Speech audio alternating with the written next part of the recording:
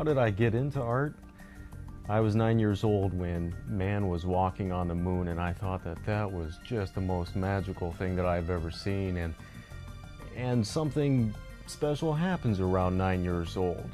I think 9-year-olds latch onto things that will take them throughout the rest of their lives, and this is what it was for me, was men going up and touching the moon. I was always drawing, and this seemed to dovetail just perfectly, the idea of being an astronaut and being an artist at the same time. Luckily, no one was around to tell me that you can't have it both ways, so I decided to go ahead and do both. I decided to paint my way to the stars.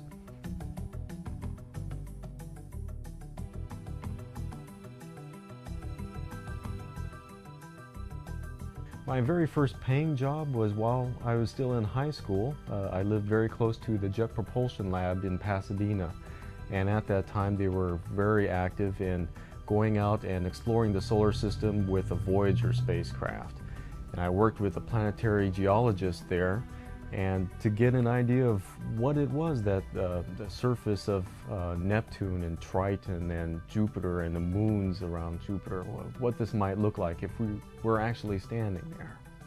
And after these first few jobs for the Jet Propulsion Lab, I knew that this is what I wanted to do. I could paint my way to the stars. I would be working with the astronauts, I would be working with the scientists and engineers who were actually making it happen. But in a very real way, I was going to Mars long before the spacecraft were. And I was up in orbit deploying spacecraft long before they were ever launched, because I was there as it was happening in the minds of the scientists and the engineers.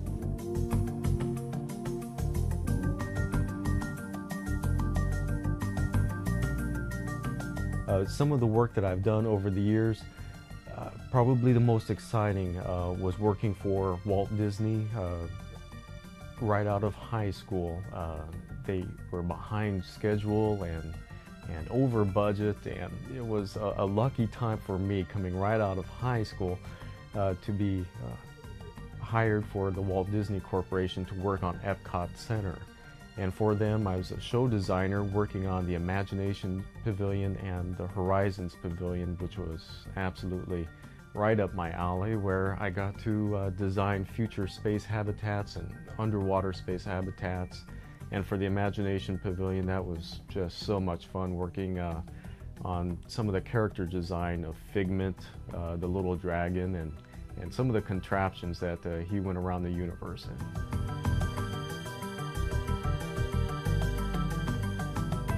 In order to make the space station a livable environment, NASA actually enlisted the help of artists to come in, take a look at the interiors, and ask what it is that we can do to make the inside a little more hospitable for long periods of time. And the resounding answer was to take away the hard edges, for one thing. The idea for the spacesuit design, it came from a real need. If we're going to be participants in this grand expansion into outer space, we're going to have a better spacesuit. The Apollo spacesuits were worked flawlessly for the 8 hours or so that they were supposed to on the lunar surface. But if we're going to go back to the moon and be building moon bases and colonizing Mars, we're going to have a different kind of a spacesuit. So necessity was the mother of that invention. And again, it started off small and eventually worked its way up to the full-scale prototype. Why did I go into the art side rather than the scientific side?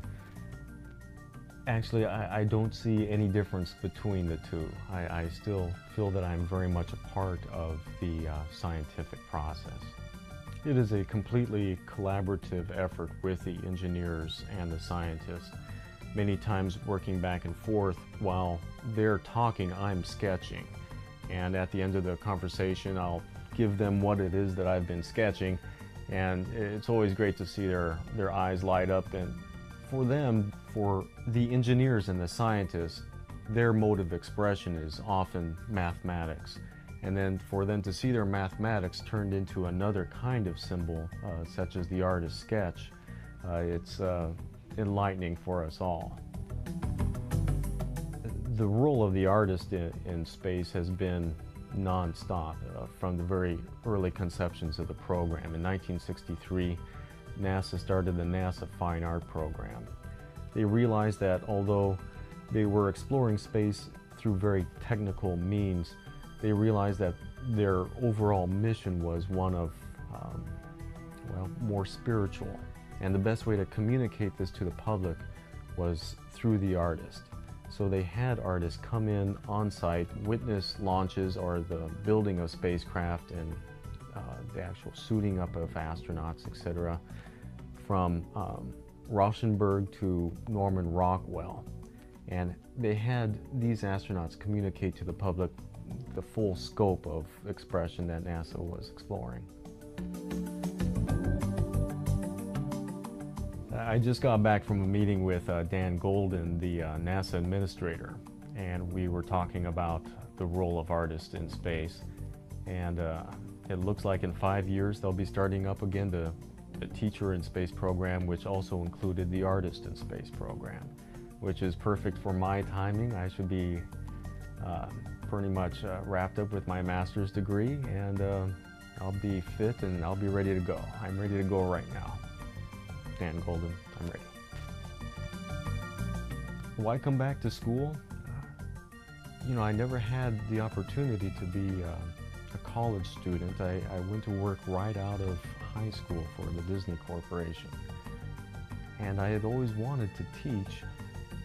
And now, 20 years later, after a detour that took me to some pretty fascinating places, it's time to go back to school and learn what it takes to be a teacher. Of course, to be a good teacher, you need to be a student first. So that's what I'm doing here at SCAD.